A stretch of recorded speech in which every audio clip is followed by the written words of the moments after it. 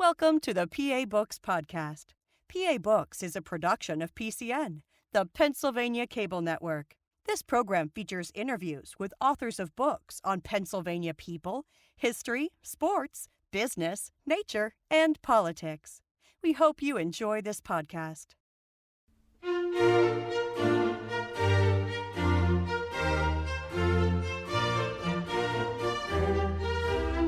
This week on PA Books, Karl J. Kuerner and Bruce Mowday, authors of Emotional Gettysburg. We're joined by Karl J. Kuerner and Bruce Mowday. They are the authors of the book Emotional Gettysburg. Gentlemen, thank you for joining me. Thank you, Phil. Thank you so much for having us here. This is great. Nice to be working with you again. Now, in the introduction of the book, you say that the book is all about emotions, and it's in the title as well. Why? Why was that the inspiration for the book? Bruce, I'll let you lead in with that. Okay, Karl. You know, Gettysburg is just such an emotional place when you go up there. If you know what happens, what was at stake for the country, people losing their lives, family members dying. It is such an emotional place. It is today. It was back then. And Karl had the idea that he wanted to go up and do a series of paintings, and it was very emotional. Karl?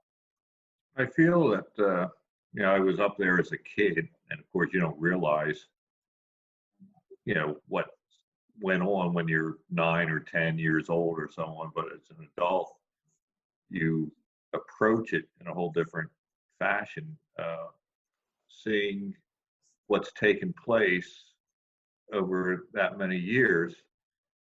It can't help but stir some sort of deep feelings, and that's when I approached Bruce about the two of us making a trip up there sometime and kind of feeding off each other. Now, Karl, you guys say in the book that the idea was to do landscape paintings of modern Gettysburg. Why did you not do historical Gettysburg, or what was your thought process there? Well, I think I wanted to approach the book in peace, without any monuments or sense of violence. My thinking was as if the fellows who fought there back then would approach it as if they would see it today, and see it as in purity as when they saw it, and have a feeling of a sense of calmness rather than this violence that took place. Phil, it's sort of the legacy of the soldiers and what they fought and what they sacrificed for.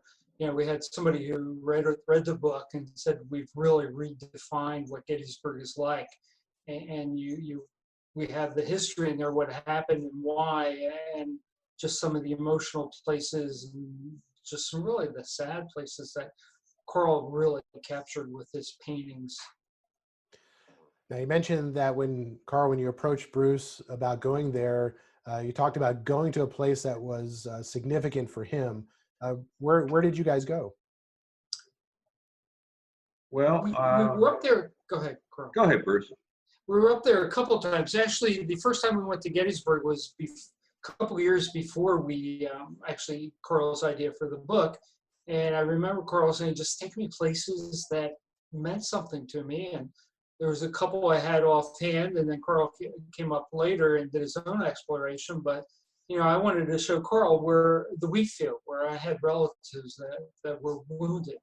One of the places, since I did the book, J. Howard Wirt's Gettysburg, which PCN was so great for doing that half-hour show, but it was back at Culp's Hill where they used to hide runaway slaves, and just the denseness. And we could imagine the soldiers, the Confederate soldiers, dying by themselves with comrades around, but not being able to see them. Pickett's charge. We could have probably done 100. Karl could have probably done 100 paintings of very sacred places. But it's just a a grain in an ocean of opportunities. You know, when we went to Culp's Hill, when we went up there, and we separated for a little bit, and walking down into one of the ravines, within 30 yards, you could not see anything. You didn't know where everybody was, and the sense of desperation or aloneness, and yet the beauty of the greenery. And the day that Bruce and I had gone up, there was a little bit of a drizzle, and we actually had gone also to where Pickett's Charge was, and the crowds were not there that day because it was drizzly, and it just gave you a sense of isolation, and but yet again the beauty of the area is just so breathtaking. Well, let's talk about Phil, that. one more before we leave there. If you look on back of Karl's background, that is the painting of where Lee met the troops after Pickett's Charge. It's in the background there.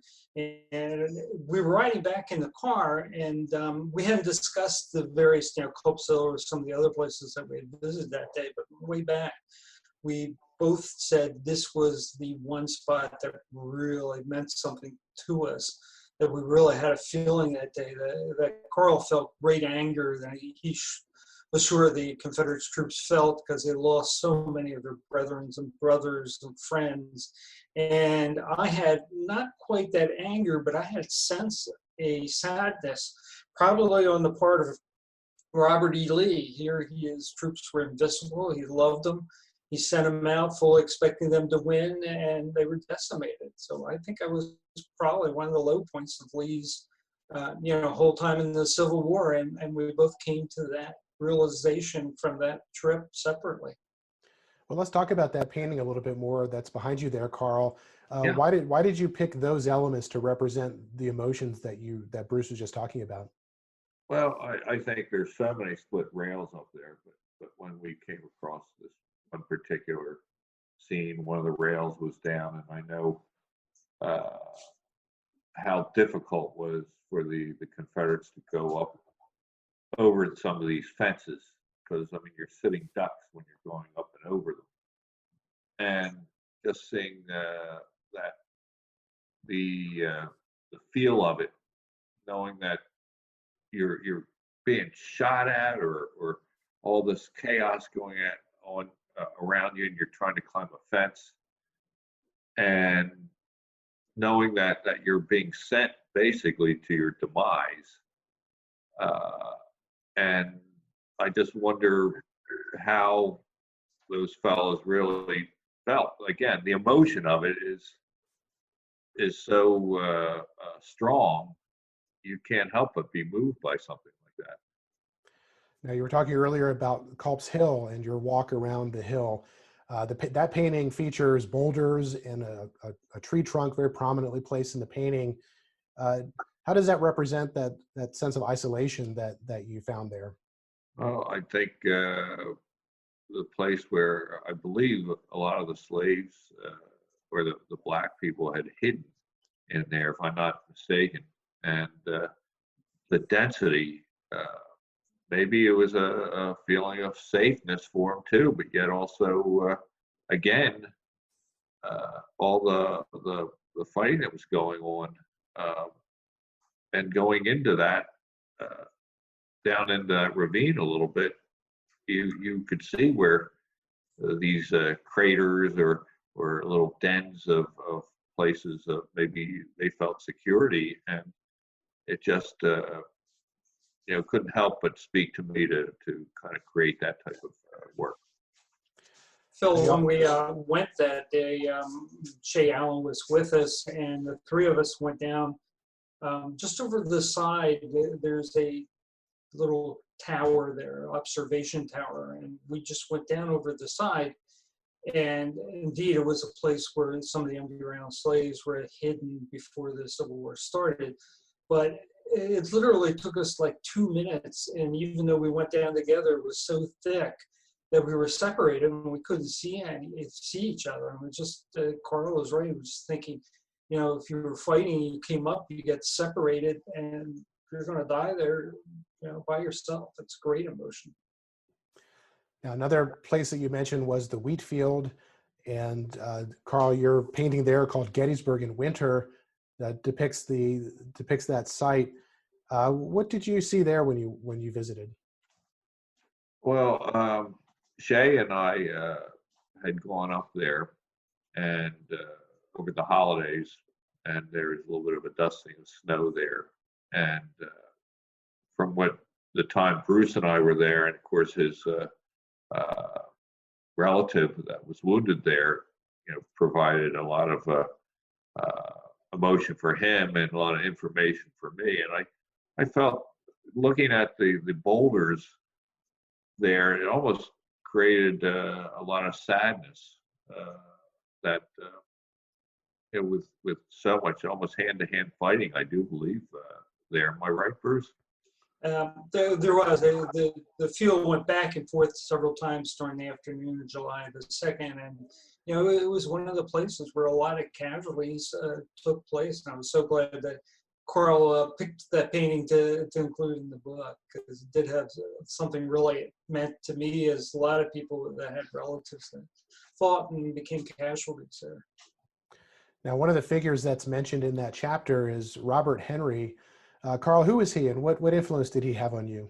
Well, Robert Henry was from the famed Ashcan School, and he had gone to the Academy of Fine Arts. He was born and raised in Cozad, Nebraska, and he had written a book in the early 20s titled The Art Spirit. And it's a book on philosophies of the creation, the book about creation and the arts. And again, putting a phrase that, the best work you'll do will only have emotion.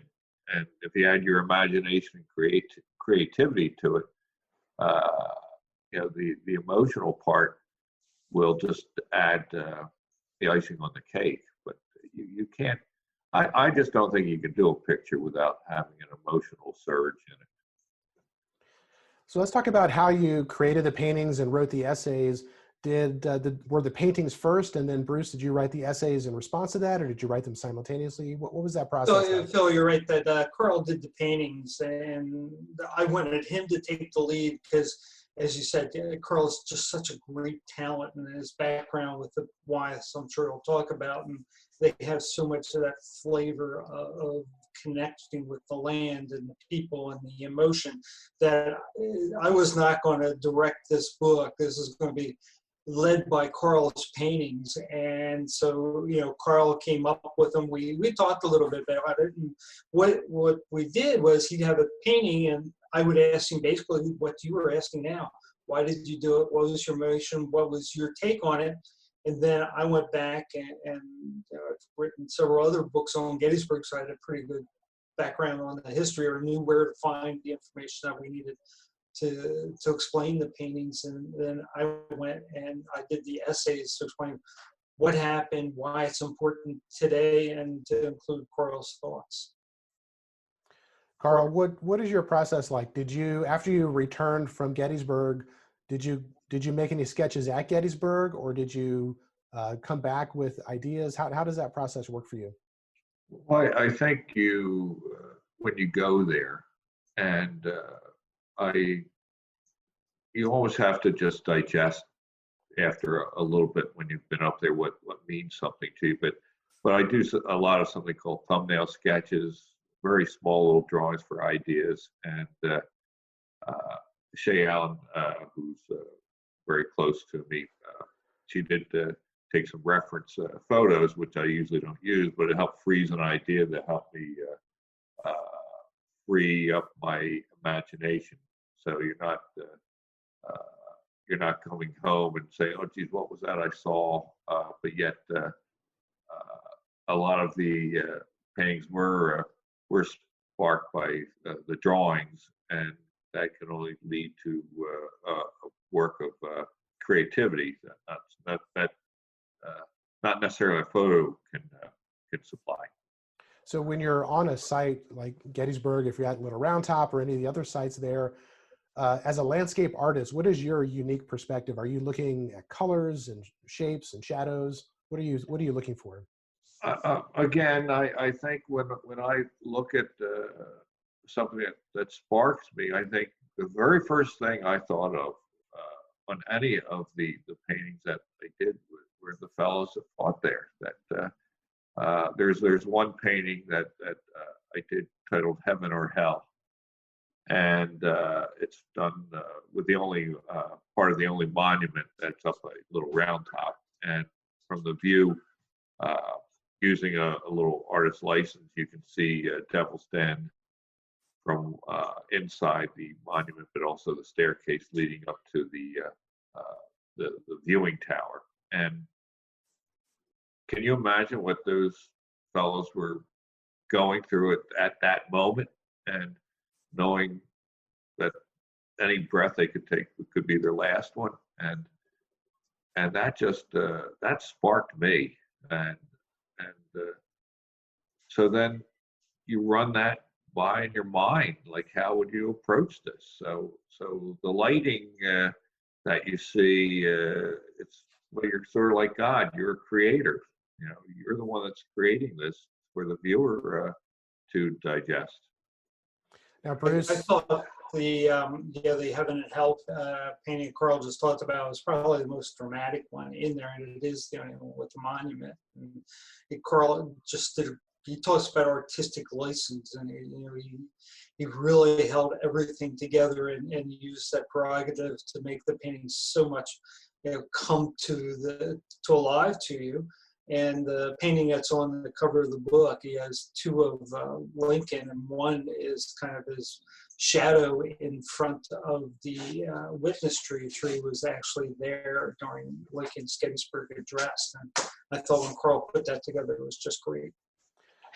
Bruce, tell us a little bit about the structure that's in the Heaven and Hell painting. That's a memorial to a couple of New York regiments.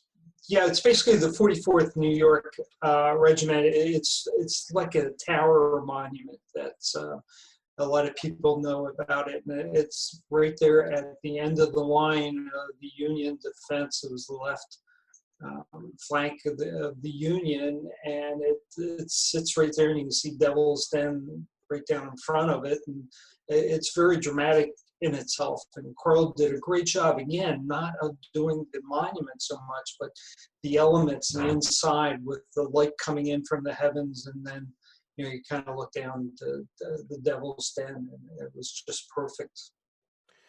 Now, another thing that is mentioned in the book is, Karl, your experience in the past with animals, growing up on a farm, and animals feature in some of your paintings. And one of the paintings in this series also includes animals. How did you stumble across that scene? Well, we had taken a bus tour around Gettysburg, and from that view, it was a double decker. We were on top of that and looking down, and we passed by Culp's Hill, or Culp's Farm, I believe, and there were some Black Angus there, and I thought, my God, you cows won the lottery, because 150 or so years ago, you wouldn't be here, and they were just so calmly living in the moment. And in 1863, those cows would be supper on the table for whoever, because they were just ravaged. And I thought, just seeing that view, just again, it was a calmness about it. Everyday life. Phil, there's also, a second set of, victims. That's the animals that a lot of horses died and livestock died. And I think I did a little bit of, research, and went into one of the essays, but there were many livestock around after the battle was over, and the widow Leicester, when she came back to her her little farm there, and that was Meade's headquarters. And she talked about all the dead horses in her yard. And I think people forget that the suffering of the animals that took place. And Karl also did a really iconic painting of the Meade's headquarters with the chimney and the smoke coming out. Well, let's talk about Meade's headquarters. There was a council of war there on the night of July 2nd. Bruce, tell us that story. Yeah, Meade gathered around his generals, and it was after, of course, the first 2 days. And Meade had only been in charge of the Union Army for a couple of weeks, and he wanted to kind of get a sense of his generals if they wanted to, stay and fight or if they wanted to retreat. And it was pretty important question. Meade had no intention of retreating. He was going to stay and fight it out, but he just wanted to see what his generals were like. And that's when they came up. They said, well, Meade tried one flank one day and one flank the other, and we think he's going to come up the middle at us. And indeed, the next day, that was Pickett's charge, and they readjusted a little bit. So it was a great council of war. And sure enough, right when Pickett's charge, or when the cannonading started, the Confederate fuses were a little long, and the shells drove Meade out of the Leicester house and about a mile or so down the road. But that was a pretty important structure, and that meeting was very important for a couple of reasons. The most important was that the Union generals, they were going to stay and stick it out. They weren't going to retreat in the face of Lee this time. Now, Karl, your painting of that house includes a portion of the house, and it looks like it's snowing, and there's some black birds in the sky. Where did that come from? Basically, one sentence: life goes on. It was done basically, after everything had been gone, after the soldiers left, and the widows moved back in, and just getting back somewhat to normal. That seeing the smoke coming out of the chimney, that there's life, that it just still goes on. Nothing stays the same. Now you have a painting of Abraham Lincoln, and it's a gray toned painting. Why did you choose those colors? Basically, we were at a shop in Gettysburg, not far from the ice cream shop, and I came across this statue, and it was very pensive looking, and I referred to that a little bit, and just through the gray days of the Civil War, I can't imagine how many times he had his hand up on his collar, looking down, and just deep in thought, wondering what do I do next? Because nothing like this comes with a set of instructions. You live day by day. Phil, also that painting gave us a great chance to kind of look at what else was Lincoln dealing with at the time. Civil War, of course, was the big thing right in front of him, and the death and dying, but he had matters in the states. He had foreign governments that were giving him issues. He had the Treasury and balanced budgets and fights in Congress. So that gave us a little bit chance, that pensive Lincoln painting that Karl did, to kind of show there were other issues also weighing upon him. Now, another painting that is in the book features a chair. It's just a painting of a chair it looks like in a field. Tell me the story of that painting. I had a cousin down in Tennessee that had a Civil War camp chair, and it was how it ended up there, I don't know, but I have it in my studio now, and it was used during the camps, and I just, again, the simple things in life that maybe the average person would not necessarily think twice about, but yet seeing something like that amongst the everyday battles or plannings, and it's just one little thing that maybe the viewer would not necessarily give a second thought to, and yet it's something that was essential. Phil, yeah, also, if you take notice from the J. Howard, the collection, the things that were gathered from the dead soldiers there on the field, both North and South, what meant so much. They had photographs of their children or their family. They had a little game to play. They had a sewing kit. I mean, there's just all these little treasures that's all they had room that they could carry with them. And if one of the officers had a little room for a camp chair, that was great. That was a luxury. Again, Right. it's showing a different side of the Civil War. Now, another painting that's featured there in another location is the railroad cut, which doesn't get a lot of attention compared to some of the other sites on the battlefield. But you have a painting there of railroad tracks kind of disappearing into the darkness, and there are wildflowers. What was the significance of that site? I basically, it was the flowers, because the rails weren't in place during the battle. I believe it was just the cut. And again, the capacity to hold so many people in that railroad cut during a time of battle and being captured, and seeing the calmness of that. There's so many places there.